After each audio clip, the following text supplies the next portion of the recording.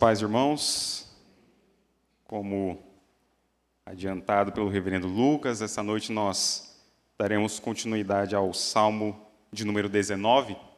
Na última vez que tive a oportunidade de falar aos irmãos, nós havíamos meditado um pouco dos versos de 1 ao 6, a primeira parte deste Salmo, e refletido como Deus se manifesta e manifesta a sua existência por meio da criação, por meio daquilo que Ele fez. Hoje, então, encerraremos este salmo, nós iremos ler dos versos de número 7 aos versos de número 14. Abra sua Bíblia, Salmo 19, do verso 7 ao verso de número 14.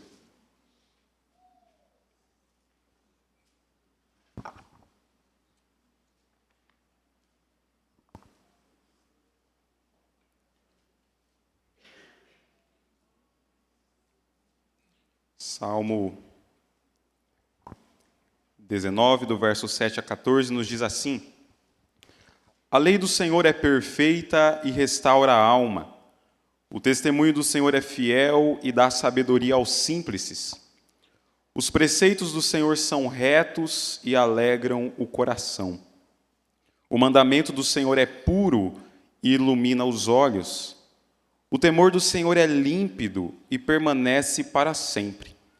Os juízos do Senhor são verdadeiros e todos igualmente justos.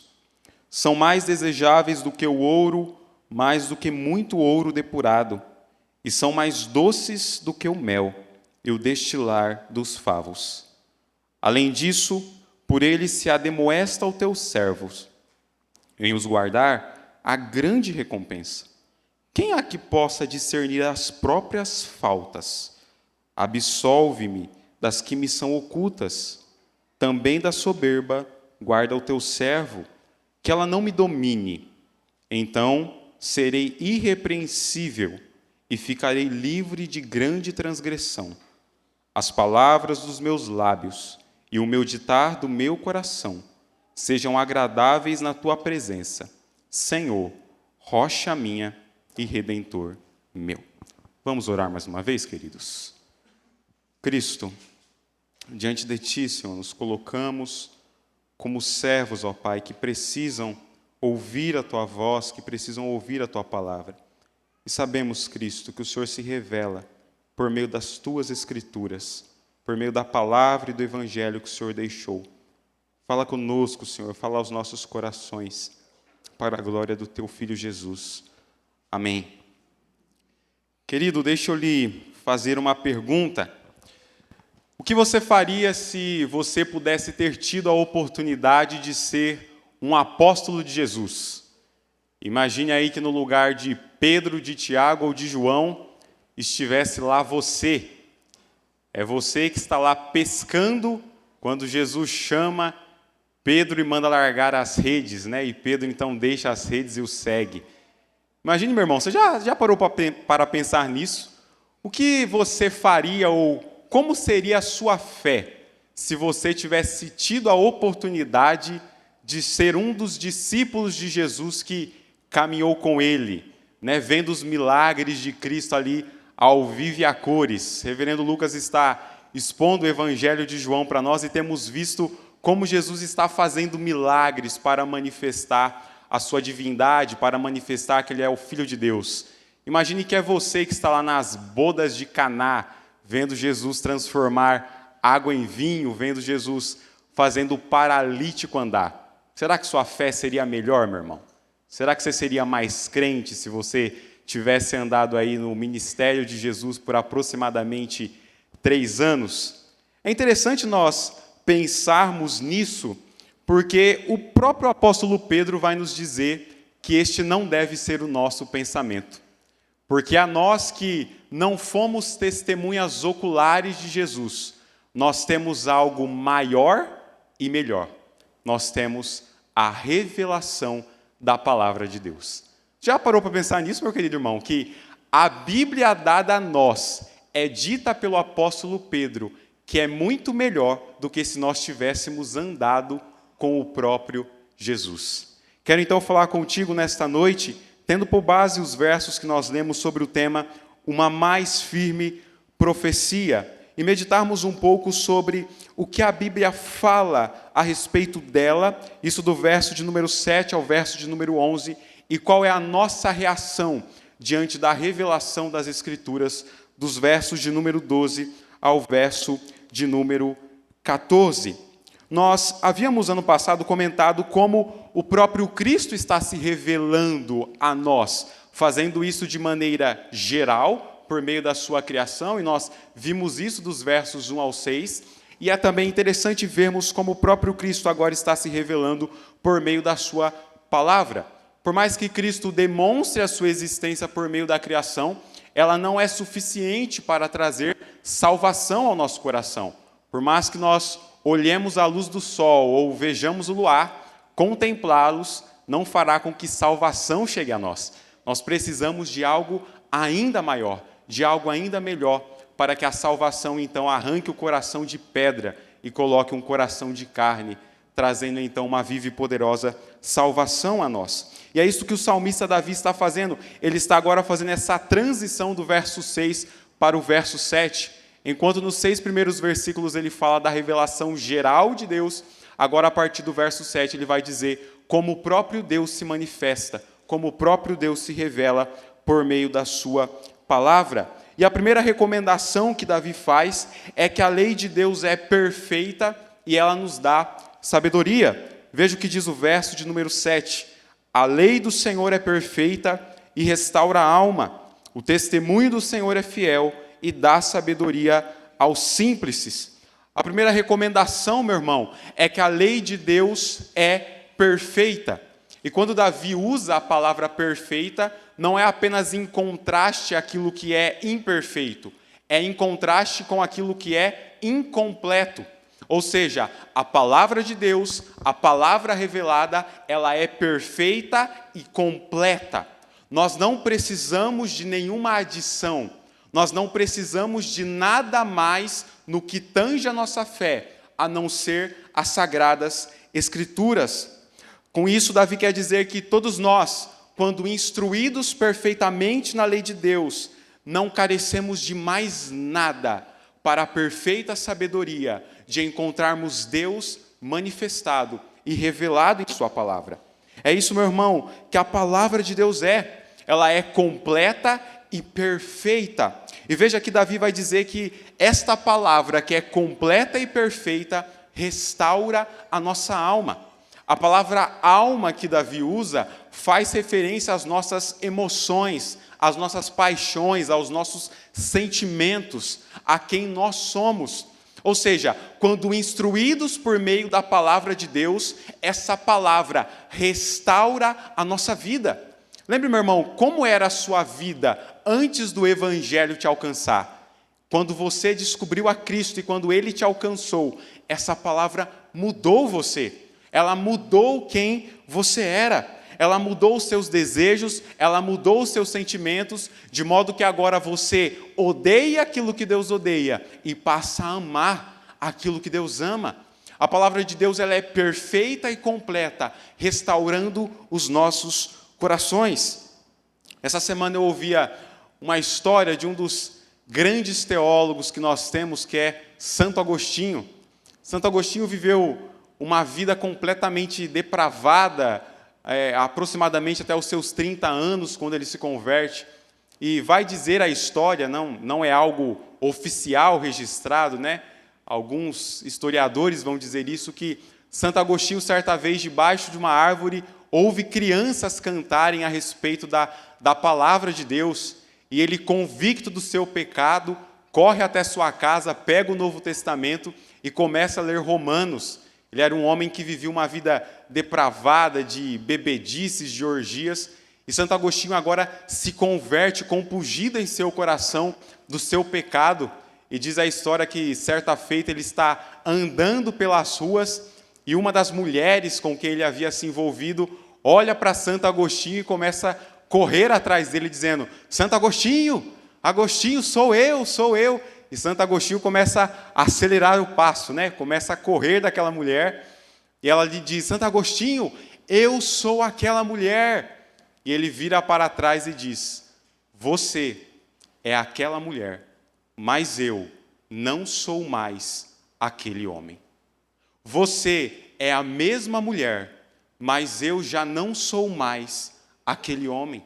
Porque é isso, queridos, que a palavra faz.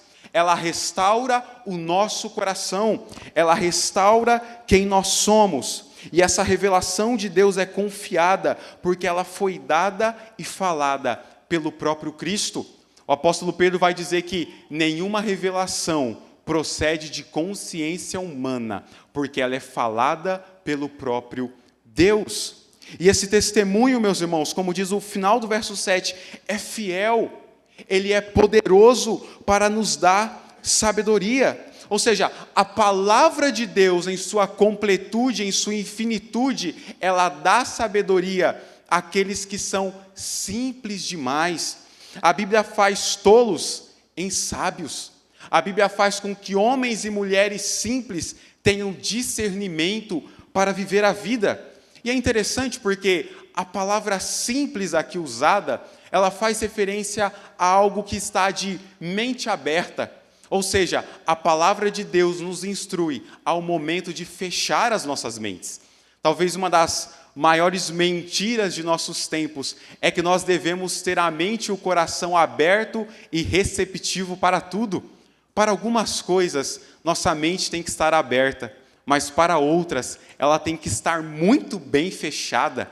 E é na palavra de Deus, é na sua revelação especial que nós encontramos sabedoria e discernimento para o momento correto de fecharmos as nossas mentes para as filosofias desse mundo. É bem verdade, queridos, que nós podemos encontrar gotas de sabedoria entre a humanidade. É bem verdade que, após cavarem muita lama, nós podemos encontrar algumas pérolas das filosofias deste mundo, mas é só na lei de Deus que nós encontramos perfeita sabedoria para a nossa vida.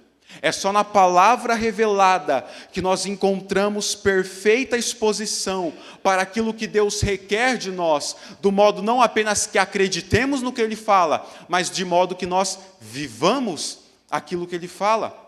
Paulo, escrevendo sua segunda carta a Timóteo, vai dizer: tu, porém, permanece naquilo que aprendeste e de que foste inteirado, sabendo de quem o tem aprendido, e que desde a infância sabes as sagradas letras que podem tornar-te sábio para a salvação na fé em Cristo Jesus. É na palavra de Deus, queridos, que nós encontramos sabedoria para esta vida. Pense, meu irmão, quantas vezes no decorrer da sua vida comum você encontrou na palavra de Deus respostas para lhe dar discernimento? Pense quantas das vezes você enfrentou dilemas e problemas que as filosofias deste mundo não puderam resolver, mas na palavra revelada de Cristo você encontrou sabedoria para lidar com este mundo caído, com este mundo recheado de pecado, porque a lei de Deus é aquela que dá sabedoria a nós, ela faz simples em sábios. E não apenas isso, ela é fiel, reta, de modo que ela alegra nossa vida. Veja o que diz o verso de número 8. Os preceitos do Senhor são retos e alegram o coração. O mandamento do Senhor é puro e ilumina os olhos. Parece, queridos, que Davi está transmitindo um sentimento meramente trivial quando ele diz que os preceitos do Senhor são retos, porque ele acabou de dizer que a lei do Senhor é perfeita. Veja que, aos nossos olhos, parece que Davi está apenas repetindo o que ele acabou de dizer. Mas quando nós prestamos claramente atenção naquilo que Davi quer fazer contraste, nós percebemos, queridos, como nós nos enleidamos pelo nosso próprio coração. Como para nós é difícil, por vezes, olhar para a Bíblia e deixar que ela fale a nós, em lugar do nosso coração. Pense, meu irmão, quantos de nós, por vezes, somos devotos da nossa própria sabedoria humana? Quantos de nós, por vezes, somos devotos da nossa própria autossuficiência? Isso implica, queridos, que não há outra alegria que não seja verdadeira e fiel, senão aquela que provém de uma boa consciência. E boa consciência é essa que provém quando nos tornamos partícipes da boa, perfeita e agradável vontade de Deus. Os preceitos do Senhor são retos, queridos. Eles alegram o nosso coração. A alegria encontrada no Evangelho é posta em contraste, em oposição às alegrias encontradas, aos prazeres encontrados neste mundo. Porque os prazeres, queridos, desta vida são mero engodo e mera enganação. O pecado, queridos, é um banquete ilusório que deixa a nossa alma com a ressaca da tristeza. O pecado é uma voz que sussurra promessas de prazer, mas seu eco de arrependimento grita como um trovão dentro dos nossos corações. Porque tal qual, queridos, uma rosa que esconde os espinhos, o pecado é uma falsa beleza que esconde a dor das feridas da alma. E quando temos a plena consciência de que na palavra de Deus encontramos verdadeira alegria para essa vida, as fascinações e prazeres deste mundo não podem mais nos seduzir. As fascinações e prazeres deste mundo não são nadas comparado às alegrias que provêm do Evangelho, comparado com as alegrias que provêm da palavra revelada do nosso Deus. E isso é colocado de forma que a Bíblia revelada a nós é um mandamento puro que ilumina os nossos olhos. Sem a palavra revelada, queridos, sem a revelação especial de Deus, sem a sua voz sendo transmitida a nós somos meros cegos que vagueiam por este mundo. O Salmo 119 vai dizer que lâmpada para os meus pés é a tua palavra e luz para o meu caminho. A palavra de Deus, meus irmãos, tal qual uma bússola que dirige um comandante em alto mar, é a bússola que dirige a nossa vida no caminho correto que devemos seguir. A palavra de Deus é aquela que ilumina os nossos olhos, que ilumina os nossos pés para a direção correta, para que percorramos o caminho proposto por Cristo, para alcançarmos o fim da nossa carreira. Sem a lei de Deus, irmãos, nós somos como cegos que vagueiam por becos e valados de transgressão. Sem a lei de Deus, nós somos como andarilhos que andam em círculos pelo próprio caminho de engano do nosso coração. Sem a lei de Deus, meu querido, nós somos apenas irracionais, sem destino, que buscam alguma via para a verdadeira e pura alegria. É na lei de Deus que encontramos a verdadeira resposta que passamos a vida a procurar. É na lei de Deus que encontramos o caminho a seguir, o caminho que nos leva a Ele. É na palavra revelada, meu irmão, que nós respondemos talvez as 3 questões básicas da humanidade: quem sou, de onde vim e para onde vou. Meu irmão, lembre-se que sua vida sem a palavra de Deus não é nada. Ela é como, meu irmão, um trem que descarrilha e foge dos trilhos. Mas na lei de Deus, nós encontramos sabedoria. Nós encontramos preceitos que faz com que nossas vidas sigam o verdadeiro, puro e reto caminho. É na lei de Deus que nós encontramos um guia, não para a perdição, mas para uma verdadeira e pura salvação. A lei de Deus, queridos, além de alegrar a nossa vida, ela também corrige os nossos corações. Veja o que diz o verso 9, 10 e o 11. O temor do Senhor é límpido e permanece para sempre. Os juízos do Senhor são verdadeiros e todos igualmente justos. São mais desejáveis do que o ouro, mais do que muito ouro depurado, e são mais doces do que o mel e o destilar dos favos. Além disso, por eles se ademoesta o teu servo, em os guardar a grande recompensa. Esses juízos, meu irmão, este temor, estes mandamentos, esta lei, este evangelho, estes preceitos, eles são eternos.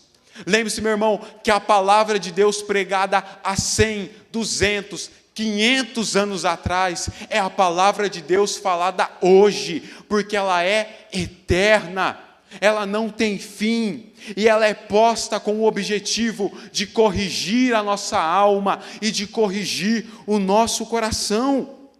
Quando Davi qualifica os mandamentos de Deus, ela faz isso para que nós tenhamos entendimento de que nosso coração e de que nossa alma, mediante o Evangelho, precisa de correção.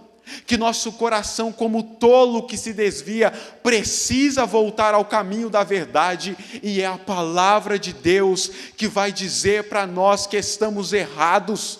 É a palavra de Deus que vai dizer para nós que nós precisamos de correção, que nós precisamos se arrepender e voltar aos caminhos que agradam o Senhor. Essa lei, meus irmãos, ela é mais desejada do que ouro, ela é mais doce do que o mel, ela é perfeita, ela é preciosa. E veja que Davi diz que em guardá-la há grande recompensa. Não, queridos, a grande recompensa não é uma casa nova. A grande recompensa não é o carro do ano. A grande recompensa em guardar a palavra de Deus é a viva e poderosa salvação que Ele nos propiciou. E visto que na adoção do pacto que Cristo fez, visto que Cristo nos inseriu na sua aliança, Ele agora promete a nós uma recompensa em guardar esta lei, recompensa que nós não merecíamos. Ou você merecia algo da parte de Deus, meu irmão, a não ser a plena condenação? Ou talvez você merecia o céu, no pacto da aliança que Deus faz conosco. A recompensa é mérito do seu Filho, é mérito do Jesus morto e ressurreto, é mérito do Cristo, meu irmão, pendurado no madeiro.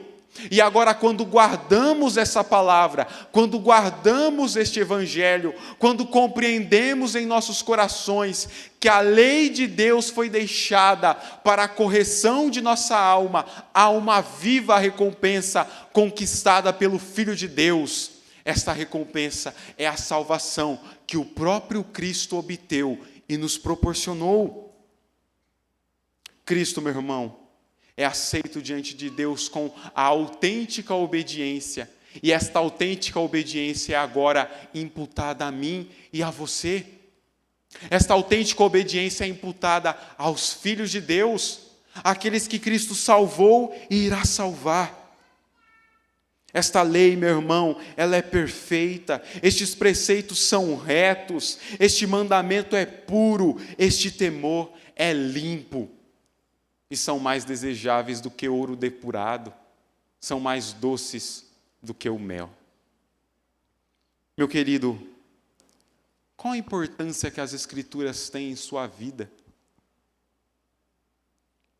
Meu irmão, como você vive os seus dias à luz da palavra de Deus? A Bíblia está dizendo quem ela é. Ela é pura, ela é reta, estes mandamentos são eternos. Falta algo mais às Escrituras, querido? Falta algo mais à palavra revelada pelo próprio Deus? E diante dessa consciência de que não falta nada, como você vive a sua vida, meu irmão? Deixa eu trazer isso para mais perto de nós.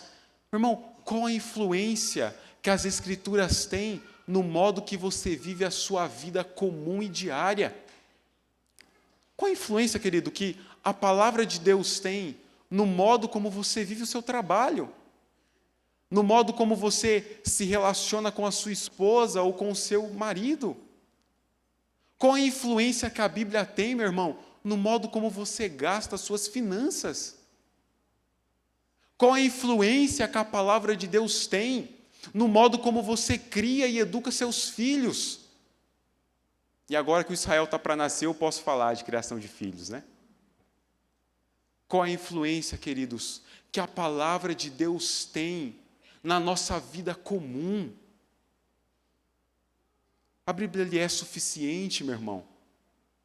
A Bíblia tem sido suficiente para você ou talvez precisa de algo a mais?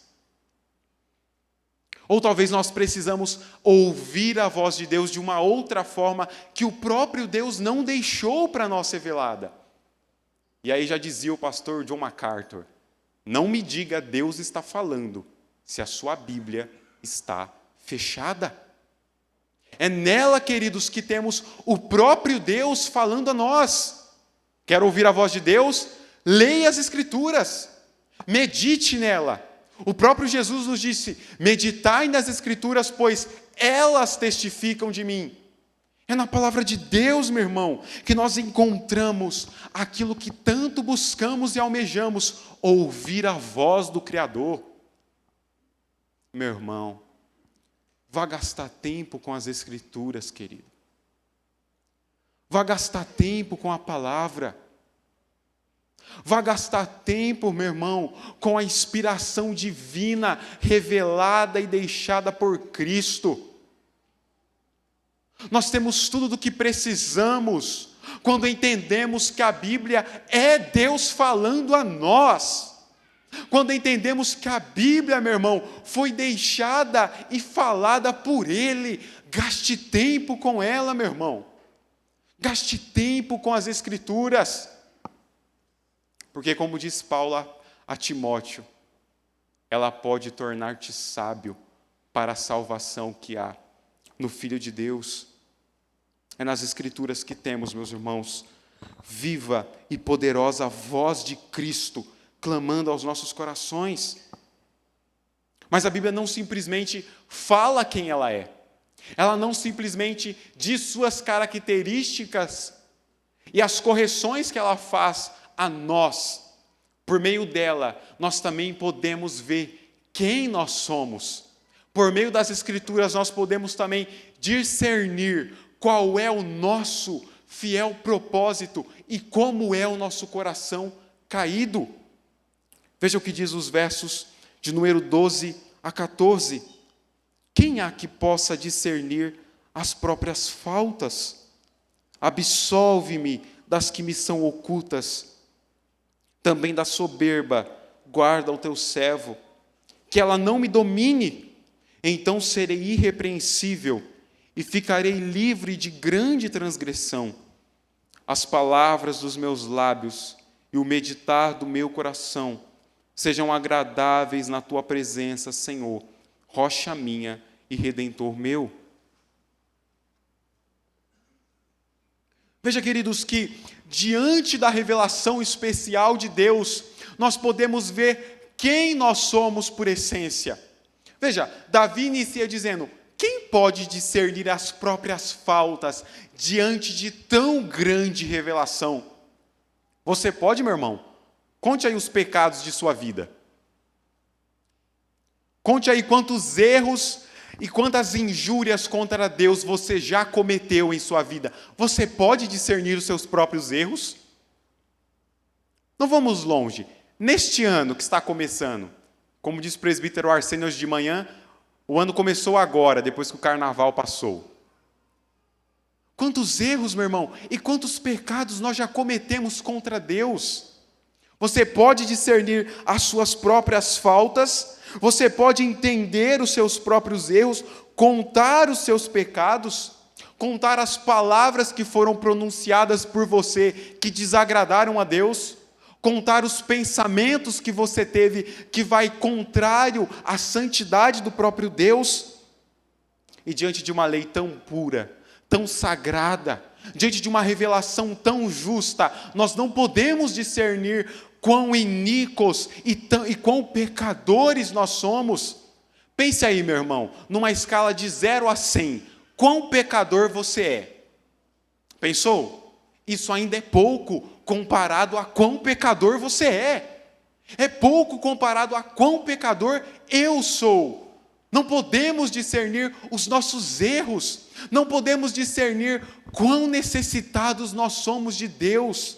E Davi vai dizer: absolve-me, Cristo, dos que me são ocultos, absolve-me das faltas e dos pecados que estão escondidos.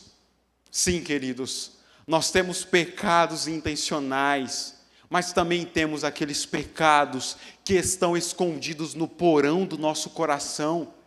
Nós temos pecados que por vezes nem imaginamos que estamos pecando contra Deus, mas nós estamos. Eles estão lá, brotando e germinando em nossa alma, brotando e germinando em nosso coração. E Davi está dizendo: Senhor, absolve-me dos pecados que até para mim são ocultos.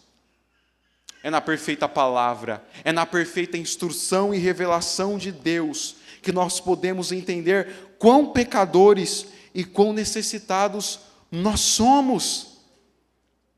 Erros e falhas, meus irmãos, fazem parte da nossa vida nessa terra, mas nós nunca seremos capazes de discernir quantos erros e quantas falhas nós cometemos contra o nosso Deus.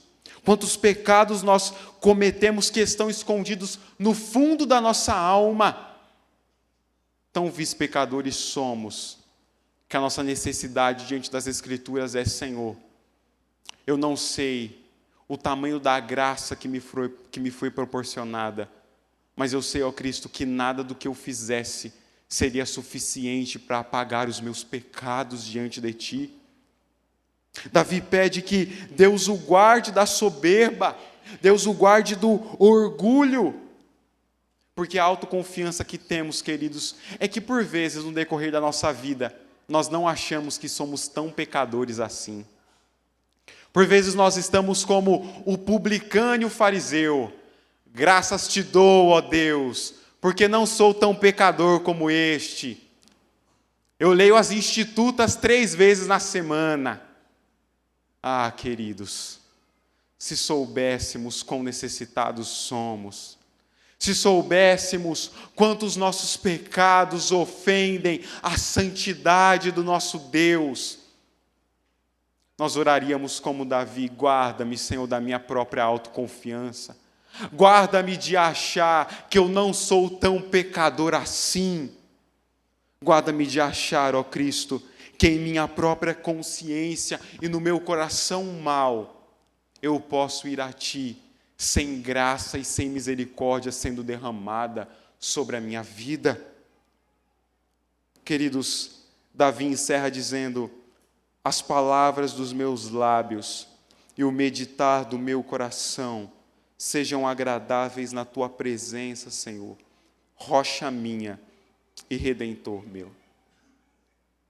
Diante da revelação da santidade de Deus, diante da revelação que Deus faz das próprias Escrituras, diante do peso do pecado sobre si, de que Davi não pode ir a Deus por mera confiança, por mérito próprio, por força própria, ele roga a Deus: Senhor, que as palavras dos meus lábios e o meditar do meu coração sejam agradáveis diante de Ti.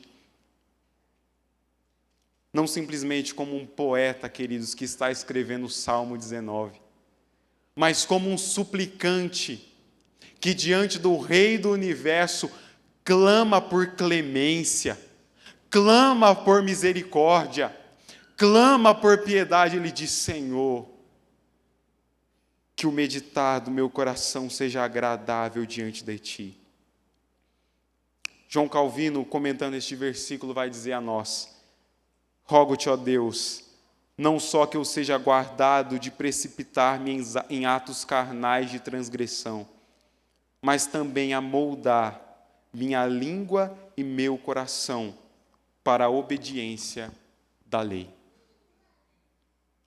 Essa tem sido sua oração, meu irmão?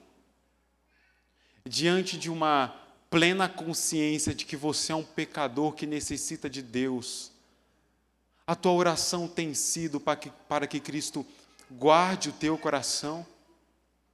A tua oração tem sido, meu irmão, para que Deus, por sua misericórdia, nos leve a uma fiel e poderosa obediência?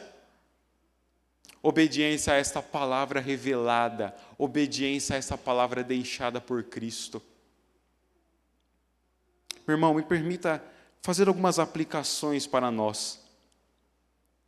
As Escrituras ainda lhe causam repulsa pelo pecado, meu irmão? O Evangelho de Cristo ainda faz com que você olhe para a sua alma e veja os pecados que constrangem, meu irmão, sua vida diante de Deus? O Evangelho ainda faz, meu irmão, com que lágrimas de arrependimento caiam dos teus olhos. E aí já dizia Jonathan Edwards, até nas nossas lágrimas de arrependimento existe pecado. O Evangelho ainda faz, meu irmão, com que você se achegue a Deus como publicano, dizendo: Senhor, tem misericórdia de mim, porque sou pecador. O Evangelho ainda faz, meu irmão, com que você entenda a sua pecaminosidade e a sua necessidade de mudança. Tal qual um espelho, queridos, que colocamos diante de nós e encontramos diversos erros, todos eles em nós. Assim é a palavra de Deus. Compare tua vida com o Evangelho, meu irmão. Compare tua vida com a lei deixada por nosso Cristo. E veja se você consegue se igualar a ela. Veja, meu irmão, se as falhas e pecados ocultos que Davi está clamando por misericórdia ainda não estão aí adormecidos em teu coração, ainda não estão adormecidos em tua alma. Queridos, quando vamos à lei de Deus, quando vamos à sua palavra, nós não simplesmente vamos como um mero instrumento que nos dá sabedoria sobre Deus, mas a palavra é também um instrumento que Deus fala quem nós somos sem a sua graça, quem nós somos sem a sua misericórdia, quem nós somos sem a sua poderosa mão sobre nós. Ah, meu irmão, a palavra de Deus tem o poder de transformar nossos corações, ela tem o poder de renovar a nossa mente. Quando os reformadores, queridos, gritaram sola Escritura, não era somente um documento que tinha informações acadêmicas. Sola Escritura não diz respeito somente ao que a palavra fala de Deus, ela é também a revelação que Deus deixa para que nós vivamos os preceitos estabelecidos por Deus. Ou seja, a minha ortopraxia, aquilo que eu vivo, deve estar ligado com a minha ortodoxia, aquilo que eu acredito. A Bíblia não é suficiente, meus irmãos, em parte, ou em parte que eu quero. Um dos lemas da reforma não é só o sola Escritura, é o tota Escritura. Toda a Escritura, toda ela é revelada por Deus, toda ela é falada por Cristo. Ela é suficiente para você? Ela é suficiente para mim? Como você vai viver seus dias, meu irmão? Os dias maus que chegam. Semana passada, eu e minha família, um horário desse, nós estávamos retornando de um funeral. E em meio a isso, nós ríamos. E como rir depois de um funeral? Nós tínhamos a plena consciência de que na palavra de Cristo nós encontramos perfeita paz e perfeito consolo, até para os dias de luto da nossa alma. Até para os dias maus que chegam e chegarão. Essa é a tua esperança, meu irmão? A palavra de Cristo continua sendo a sua única regra de fé e prática. Não carecemos de nada, queridos, quando entendemos que a palavra falada por Deus é suficiente para o meu e para o seu coração. Feche seus olhos, vamos orar.